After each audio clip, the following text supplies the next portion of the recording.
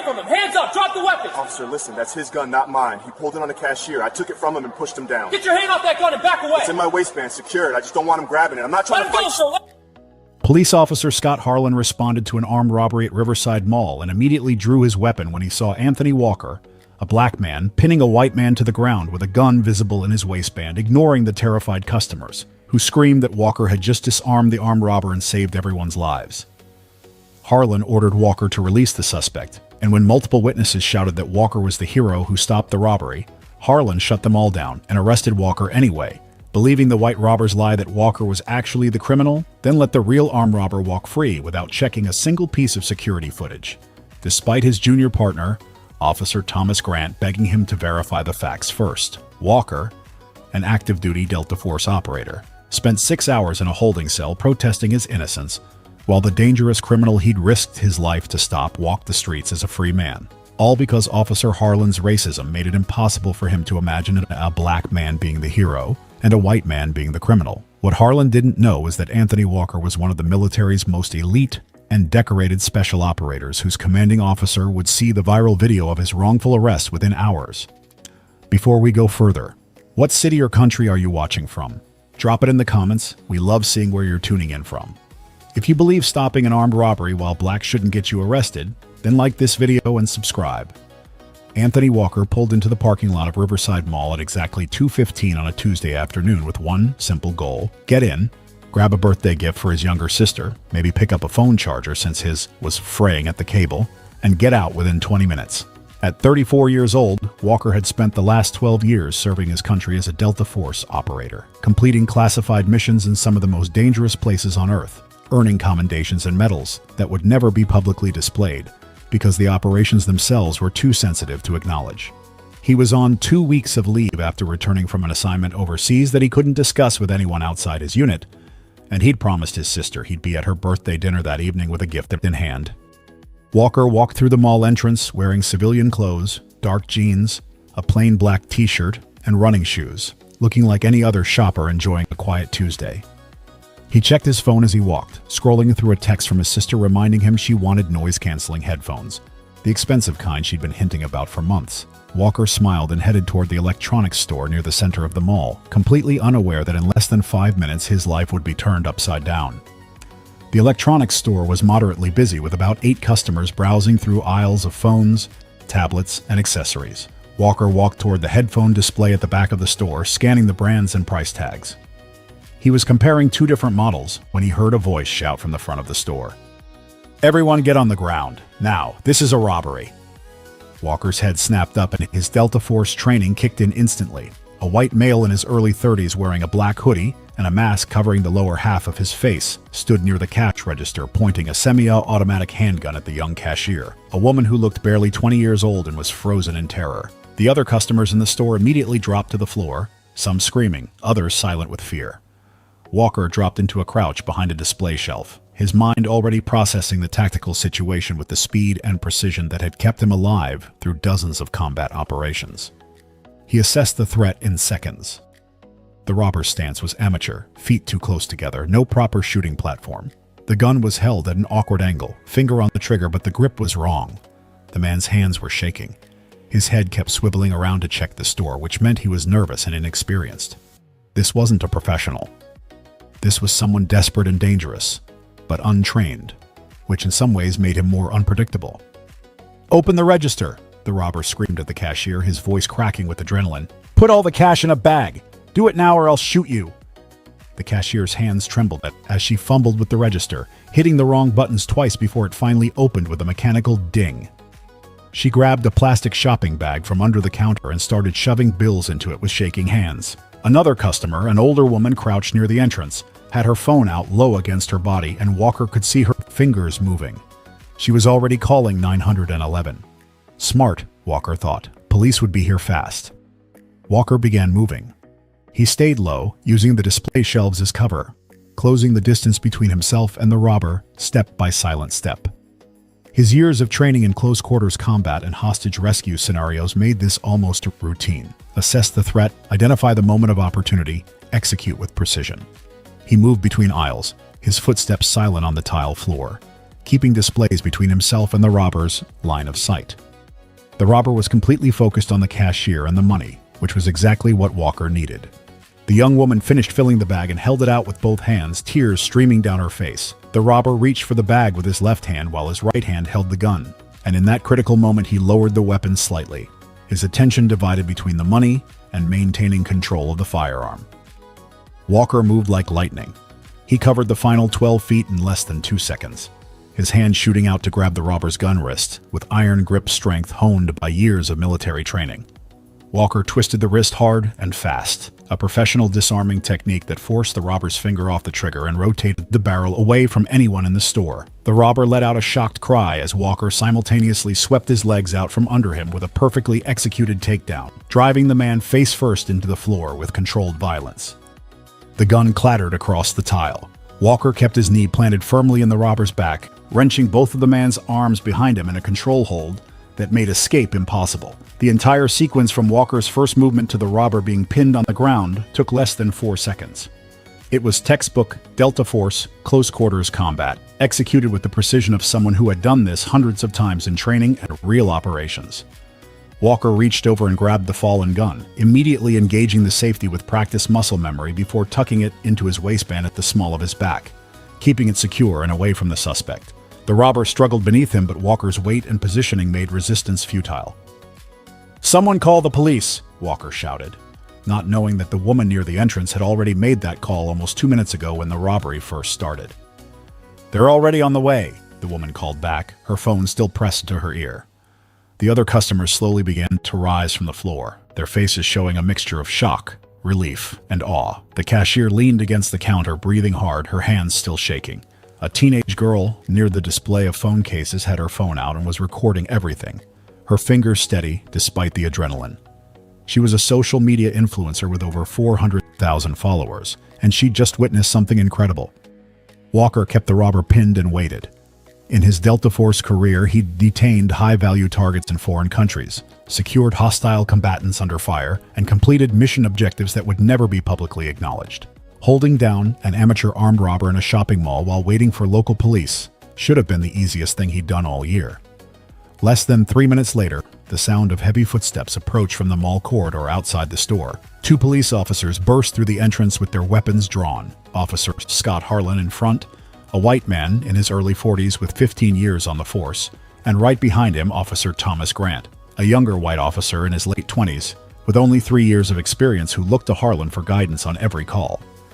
Harlan's eyes swept the scene and locked onto the image in front of him, a black man in civilian clothes pinning a white man to the ground, and a gun clearly visible tucked into the black man's waistband. Harlan's brain processed this through the filter of 15 years of ingrained bias and prejudice, and his conclusion was immediate and certain. "Step away from him," Harlan shouted, his service weapon aimed directly at Walker. "Drop the weapon. Get your hands where I can see them, now." Walker looked up at the officer, still maintaining his control hold on the robber beneath him. "Officer, this man just attempted to rob this store at gunpoint. I disarmed him and I'm holding him for you. The weapon in my waistband is his gun. I secured it after taking him down." Before Walker could say another word, the customers erupted in a chorus of voices. "He saved us," the cashier screamed. "That man stopped the robbery," another customer shouted. "The white guy is the criminal," someone else yelled. "He's the hero," the teenage influencer called out, still recording everything on her phone. Harlan's face twisted with irritation. "Everyone shut up. I'll handle this." Grant stood behind Harlan, his weapon also drawn, but his expression uncertain as he looked at the terrified faces of the customers, all telling the same story. "Sir, maybe we should listen to what they're—" "I said I'll handle it," Harlan snapped at his partner. Walker kept his voice calm and professional. "Officer, I understand this looks confusing, but I'm telling you the facts. This man," he pressed down slightly on the robber's back, "walked into this store, pulled a gun, and demanded money from the cashier. I'm a trained professional. I disarmed him and restrained him. The gun you see in my waistband is the weapon I took from him. I put it on safety and secured it. I'm not a threat. Ask any of these witnesses." The customers immediately started talking over each other again, all saying variations of the same thing. Walker was the hero, the white man was the robber. Walker had saved their lives. "I told everyone to be quiet," Harlan roared, his weapon still pointed at Walker. "Now I'm going to give you one chance. Reach behind you very slowly, take that gun out with 2 fingers, and place it on the ground in front of you." Then I want you to release that man and put your hands on your head." Walker took a slow breath, recognizing that this officer wasn't listening to reason or evidence. He carefully reached behind his back, pulled the gun out using just his thumb and index finger on the grip, and set it on the floor. Then he slowly slid it away from himself across the tile. Grant immediately moved forward and secured the weapon while Harlan kept his gun trained on Walker. "Now release him and put your hands on your head," Harlan ordered. Walker released his grip on the robber and raised his hand, placing them on top of his head. The moment Walker's weight lifted, the robber, whose name was Ryan Caldwell, though Walker didn't know it yet, scrambled to his feet, seeing an opportunity in the confusion. Harlan moved in fast, grabbing the Walker's arm and forcing him to turn around. Grant holstered the secured weapon and moved to help Harlan, though his face showed clear uncertainty about what they were doing. Harlan wrenched Walker's arms down behind his back and slapped handcuffs on his wrists with unnecessary force. "You're under arrest," Harlan said. "For what?" Walker demanded, his voice still controlled but edged with anger. "I stopped a robbery. Ask these people. Ask the cashier." The cashier stepped forward, tears still on her face. "Officers, please. You have to listen. That man saved my life. The white guy in the hoodie is the one who tried to rob us. He had the gun. This man disarmed him and held him down until you got here." Multiple other customers shouted their agreement, all trying to tell the same story, but Harlan wasn't listening to any of them. He saw what his racist mind told him to see: a black man with a gun, a white victim, and confused witnesses who didn't understand what they'd actually witnessed. Ryan Caldwell, the actual armed robber, stood near the counter and realized with growing excitement that these police officers thought Walker was the criminal. His mind raced and he made a split-second decision to play into their assumptions. "Officers, thank God you're here," Caldwell said, his voice shaking with false emotion. "That man tried to rob the store. He had a gun. I tried to stop him, but he overpowered me. That's why he had me on the ground." Walker's head snapped toward Caldwell in disbelief. "That's a lie. You're the robber. You held this entire store at gunpoint." Grant looked between Walker and Caldwell, then at the customers who were all shouting that Walker was telling the truth. "Sir," Grant said to Harlan quietly, "maybe we should check the security cameras before we—" "We don't need cameras," Harlan cut him off. "I can see exactly what happened here." Caldwell pressed his advantage, stepping closer to the officers and lowering his voice like he was sharing a confidence. "Officers, I think some of these people might be working with him. That's why they're backing up his story. I saw some of them leave right after you arrived. They ran out scared. I think they were his accomplices." That was all Harlan needed to hear, his jaw set with certainty, and he tightened his grip on Walker's arm. "Everyone needs to leave this store right now or you'll all be arrested as potential accessories." The customers erupted in protest. "This is insane. You're arresting the wrong man. Check the cameras. He's a hero." Harlan started shouting over them. "Leave now. This is a crime scene. If you don't exit immediately, you'll be detained." The teenage influencer kept her phone up, still recording, as customers were forced toward the exit. "This is wrong," she shouted. "You're letting the criminal go." "Put that phone down or you're next," Harlan barked at her. She lowered the phone but kept recording from her hip as she was pushed out of the store with the other customers. Within 2 minutes, the store was empty except for Harlan, Grant, Walker in handcuffs, and Ryan Caldwell, the armed robber who couldn't believe his incredible luck. Caldwell kept playing his role. "Officers, thank you for catching him. Can I go now? He hurt my arm when he attacked me. I need to get it checked out." Grant looked at his superior officer with barely concealed disbelief. "Sir, we need to verify his story first. We should review the security footage. We should take statements from the witnesses. The cashier seemed very certain that—" Harlan's face flushed with anger at being questioned by his junior partner. "Officer Grant, I've been doing this job for 15 years. I know what I'm seeing. Black man with a gun, white victim trying to stop a crime. The witnesses were scared and confused. This man," he shook Walker roughly, "is the criminal. This man," he gestured to Caldwell, "tried to be a hero and got hurt for his trouble." "But sir," Grant tried again. "That's enough," Harlan snapped. "You want to question my judgment? You've been on the force 3 years. I've seen hundreds of these situations. Trust me, the footage will show exactly what I already know." Walker's voice cut through the tension, hard and cold. "You're making the biggest mistake of your career. That man is a dangerous criminal. I'm active duty military. Check my ID, call my command, and for God's sake, check the security cameras before you let him walk out of here." Harlan ignored him completely and turned to Caldwell. "Sir, you're free to go. We'll need a statement from you later. Here's my card." Caldwell took the card with hands that had been shaking with fear 10 minutes ago when he was robbing the store, but were now steady with relief and disbelief. He'd been caught red-handed by someone who clearly knew what they were doing, and now the police were letting him walk away free. He headed toward the exit before they could change their minds. Grant made one last attempt.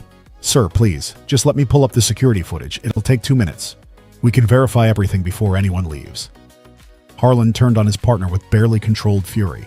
"Officer Grant, if you question my authority one more time on this call, you'll be writing parking tickets for the next year. Do you understand me?" Grant's mouth closed.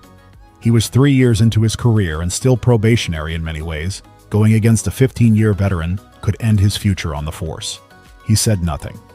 Ryan Caldwell, wanted for 6 armed robberies across 3 counties over the past 4 months, a violent criminal who had terrorized dozens of victims, walked out of Riverside Mall a free man because Officer Scott Harlan's racism was stronger than his duty to verify the facts.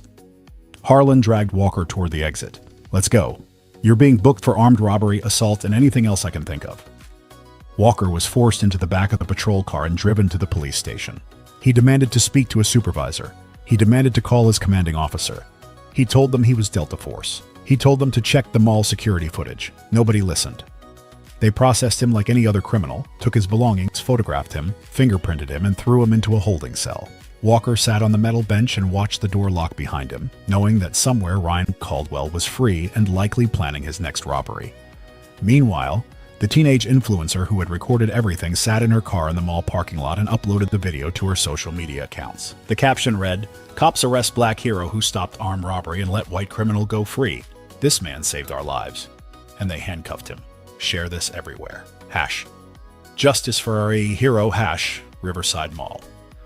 The video started spreading immediately. Within 30 minutes, the mall's official social media team saw it trending and checked their own security footage. What they saw made them sick. They downloaded the full video showing Anthony Walker heroically disarming the robber and posted it as a comment under the influencer's video with the caption, "Security footage from our cameras. This man is a hero. The police arrested the wrong person." Within 3 hours, the combined videos had 5 million views. Within 6 hours, they reached the desk of a colonel in Delta Force Command who recognized Master Sergeant Anthony Walker immediately and picked up his phone with a face like thunder. Officer Scott Harlan's career in freedom had just begun their countdown to 0. Anthony Walker sat in holding cell number 12 at the city police station, staring at the concrete walls that had become his world for the past 4 hours. He had asked to speak to a supervisor 7 times. He had demanded to call his commanding officer 9 times. He had told every guard who passed by that he was active duty Delta Force, and they were holding the wrong man. Each time the response was the same, either complete silence or a dismissive laugh, followed by, "Sure you are, buddy." One guard had stopped at his cell door around hour 3 and smirked at him. "Military, huh? What are you, a Navy SEAL too? Maybe a superhero?" The guard walked away laughing while Walker sat there knowing that Ryan Caldwell, the actual armed robber, was somewhere out there free to hurt more people because a racist cop couldn't imagine a black man being the hero. At the mall, the teenage influencer whose name was Jessica Martinez sat in the food court with her phone blowing up with notifications. The video she'd posted of Walker being arrested while customers screamed that he was innocent had reached 2 million views in just 2 hours. The comments section was on fire with outrage. People were tagging news stations, civil rights organizations, and local politicians demanding answers about why a hero was arrested while the criminal walked free. Then the Riverside Mall official account posted their comment with the security footage, and everything exploded. The crystal-clear surveillance video showed the entire incident from multiple angles. Ryan Caldwell entering the store, pulling the gun, threatening the cashier, and then Anthony Walker moving with professional precision to disarm him and take him down in a textbook Special Forces maneuver. The footage showed Walker securing the weapon and holding Caldwell safely until police arrived. Then it showed officers Harlan and Grant entering. Harlan immediately pointing his gun at Walker, and the chaotic arrest that followed while customers frantically tried to explain the truth. Jessica's phone rang. It was a producer from a national news network asking if they could interview her and use her footage. She said yes immediately and told them everything she'd witnessed. Within the hour, 3 major news stations were running the story with headlines like, "Hero arrested after stopping armed robbery," and "Police let criminal go free, arrest man who saved lives." The video reached social media platforms across the country. People shared it with outrage and disbelief. The hashtag #FreeAnthonyWalker started trending even though most people didn't know his name yet. The early posts just called him #Malhero. Civil rights attorneys were already calling the police station demanding information. Local activists were organizing outside the station with signs. But the video also reached someone else. At exactly 6 hours and 14 minutes after Walker's arrest, a colonel whose name and face were classified for national security reasons sat in his office at Fort Bragg reviewing deployment schedules when an aide knocked on his door. "Sir, you need to see this immediately," the aide said, handing him a tablet. "It's Master Sergeant Walker." The colonel took the tablet and watched the mall security footage, showing Walker disarming the robber with the kind of professional efficiency that only came from years of elite special operations training. Then he watched the cell phone video showing Walker being arrested, while witnesses screamed the truth that the officers refused to hear. The colonel's jaw clenched tighter with each passing second. "How long has he been detained?" the colonel asked, his voice dangerously quiet. "Approximately 6 hours, sir. We just confirmed his location at the city police station on 4th Street. The colonel set down the tablet and picked up his secure phone. He dialed a number that connected him directly to the police chief's personal cell phone, a number that most people didn't even know existed. The phone rang twice before Police Chief Robert Morrison answered. "This is Chief Morrison." "Chief Morrison? This is Colonel Hayes from United States Special Operations Command," the colonel said, his voice carrying the weight of absolute authority. "You are currently holding one of my operators, Master Sergeant Anthony Walker. He was wrongfully arrested approximately 6 hours ago after stopping an armed robbery at Riverside Mall. You will release him immediately and have him standing outside your station within 30 minutes, or you will be dealing with the Department of Defense, the FBI, the Justice Department, and a media crisis that will end your career and destroy your department's reputation. Do I make myself perfectly clear?" Chief Morrison's blood went cold. He'd been home having dinner with his family when his phone rang, and now he was hearing that his department had arrested a Delta Force operator. "Sir, I wasn't aware of this situation. Let me look into—" "You have 30 minutes, the colonel interrupted. "And Chief Morrison, the criminal your officer released is named Ryan Caldwell. He's wanted for 6 armed robberies across 3 counties. Your officer let a dangerous felon walk free while arresting a decorated war hero. I suggest you start figuring out how to fix this disaster." The colonel hung up. Chief Morrison immediately called the station, and within seconds the entire building erupted into controlled chaos. The desk sergeant pulled Walker's arrest record and found exactly what the colonel had described. He watched the mall security footage that was now public and felt his stomach drop. They had arrested a hero and released a wanted criminal, and it was all on video with millions of views. The shift commander ran to the holding cells. "Release Anthony Walker immediately. Get him out now." Walker was brought out of his cell, and the shift commander stood in front of him, looking pale and shaken. "Master Sergeant Walker, there has been a terrible mistake. You're being released immediately.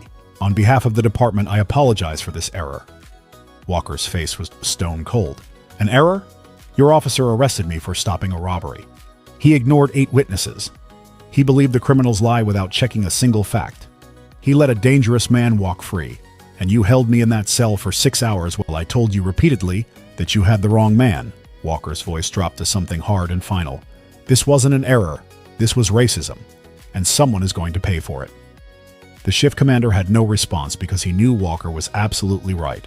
They returned Walker's belongings, his wallet, his phone, his keys. His phone showed 63 missed calls and over 200 text messages. Several were from his Delta Force command. Many were from news organizations. Some were from his family who had seen the viral video and were terrified. Chief Morrison arrived at the station 28 minutes after the colonel's call. He found Walker standing in the lobby, no longer in handcuffs, but his face showed the exhaustion and anger of a man who had been treated like a criminal for doing the right thing. "Master Sergeant Walker, I'm Chief Morrison. I cannot express how deeply sorry I am for what happened to you today. This department failed you in the worst possible way." Walker looked at the chief with eyes that had seen combat and violence and injustice around the world, but had never expected to experience it in his own country after saving American lives. "Where is Officer Harlan?" "He's been suspended pending investigation. We're initiating termination proceedings." "And the robber he let go free?" Morrison's face tightened. "We have units searching for Ryan Caldwell now. We've issued a warrant for his arrest." 6 hours too late," Walker said quietly. "He could be 3 counties away by now. He could have hurt someone else, all because your officer saw a black man and decided I must be the criminal." Morrison had no defense because there was no defense. "Master Sergeant Walker, we will cooperate fully with any legal action you choose to pursue. You deserve justice." Walker pulled out his phone and made a call. "This is Master Sergeant Anthony Walker. I need to speak with Sarah Chen." He waited a moment. Miss Chen, I need a civil rights attorney. I was just arrested for stopping an armed robbery while the police let the actual criminal go free. Yes, it's all on video. Millions of views already. I'm filing a federal lawsuit and I want to make sure this never happens to anyone else. He hung up and looked at Chief Morrison. You'll be hearing from my attorney, and from the Department of Defense, and from every news organization in the country. What happened today doesn't end with an apology. Walker walked out of the police station into a crowd of reporters and cameras and protesters holding signs that read, "Justice for the hero," and "Arrest the right man." Weeks later, the judge showed no mercy. Officer Harlan, you were given a badge and the public's trust to serve and protect all citizens equally. Instead, you allowed your racial prejudice to dictate your actions in the worst possible way. You arrested a decorated war hero who had just saved innocent lives. You freed a dangerous wanted criminal who went on to shoot another victim. Your racism endangered the community, betrayed the badge you wore, and destroyed the public's faith in law enforcement. The judge paused and looked directly at Harlan. This sentence must reflect the severity of your misconduct and send a clear message that racism in policing will not be tolerated. I hereby sentence you to 20 years in state prison with the possibility of parole after serving 16 years. Harlan was led away in handcuffs to begin his sentence. At 43 years old, he would be 59 at his earliest possible release. His wife had already filed for divorce. His 2 teenage children refused to speak to him. He'd lost his pension, his benefits, and his freedom. The video of him arresting Walker while witnesses screamed the truth had been viewed over 100 million times worldwide and was now used in police academies across the country as the definitive example of how racial bias destroys lives and careers. The city settled Anthony Walker's federal lawsuit for the full $18.3 million rather than face a jury trial where the damages could have been even higher. The settlement was the largest wrongful arrest payout in the state's history. As part of the agreement, the city was required to implement sweeping reforms, mandatory racial bias training for all officers, body cameras that could not be turned off during any interaction, an independent civilian oversight board to investigate all excessive force and wrongful arrest complaints, immediate termination for any officer with a documented pattern of racial bias complaints, and quarterly public reports on arrest statistics broken down by race. Police Chief Robert Morrison was forced to resign in disgrace. Internal Affairs conducted a department-wide review and found 41 officers with complaint patterns similar to Harlan's. Multiple excessive force or wrongful arrest complaints filed primarily by minority citizens, all dismissed or minimally disciplined. 28 of those officers were fired. 13 were given final warnings and placed on probation. The entire department command structure was reorganized from top to bottom. Officer Thomas Grant, the junior partner who had repeatedly tried to get Harlan to check the facts, was promoted and given a commendation for attempting to prevent the wrongful arrest despite pressure from his superior officer. He became an advocate for police reform within the department and helped develop new training protocols on implicit bias and evidence verification. Ryan Caldwell, the armed robber Harlan had freed, was convicted of 7 counts of armed robbery, including the shooting of the convenience store clerk, and sentenced to 40 years in federal prison without possibility of parole. During his sentencing hearing, the judge specifically noted that Caldwell should have been arrested at Riverside Mall and that Officer Harlan's failure to do his job had directly enabled Caldwell to commit another violent crime. Anthony Walker returned to active duty with Delta Force and continued his career serving his country in classified operations around the world. He was promoted to Sergeant Major in recognition of both his heroism at the mall and his dignified response to the injustice that followed. He used $10 million of his settlement to establish the Courage and Justice Foundation, a nonprofit organization that provided legal assistance to victims of police misconduct and wrongful arrests, with special focus on minority communities who often lacked resources to fight back against systemic injustice. The foundation helped over 300 people in its first 4 years, many of them individuals who had been wrongfully arrested by officers with documented histories of racial bias but had been too afraid or too poor to seek justice. Walker's case had opened the door for others to come forward, and the foundation made sure they had the support they needed to hold corrupt officers accountable. Walker also became a national speaker on civil rights and police accountability, traveling to police departments and universities across the country to share his story and advocate for reform. He appeared before congressional committees and helped shape federal legislation on police oversight and accountability measures. 5 years after his wrongful arrest, Walker was serving as a command sergeant major in Delta Force, one of the highest enlisted ranks in special operations. His foundation had grown into a national organization with chapters in 12 states. Harlan was still in prison serving his sentence with 11 years remaining before parole eligibility, known among inmates as the racist cop who arrested a war hero and got exactly what he deserved.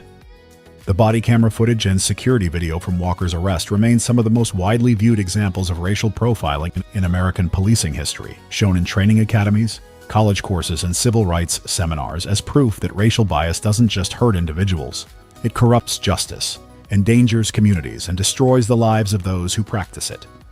The lesson was brutal and public. Officer Scott Harlan saw a black man save lives, and his racism made him see a criminal instead of a hero. That decision cost him 20 years of freedom, cost the city $18.3 million, cost Ryan Caldwell's next victim a bullet wound that would never fully heal, and exposed a police department's decades-long failure to address systemic racial bias in its ranks. Anthony Walker had stopped an armed robbery while on leave from serving his country. He was arrested for being black while doing the right thing. But his refusal to let that injustice stand silently had forced an entire system to confront its failures and implement real change. If this story proves that even decorated war heroes can be victims of racial profiling, share it with everyone who needs to understand that racism in policing destroys trust, endangers communities, and must be confronted with accountability and consequences. What reforms would prevent officers from ignoring evidence and arresting based on bias instead of facts? Drop your ideas in the comments below. And if you believe heroes deserve justice regardless of their skin color, subscribe, because we're exposing more stories where courage meets injustice, and fighting back creates change that saves lives and transforms broken systems forever.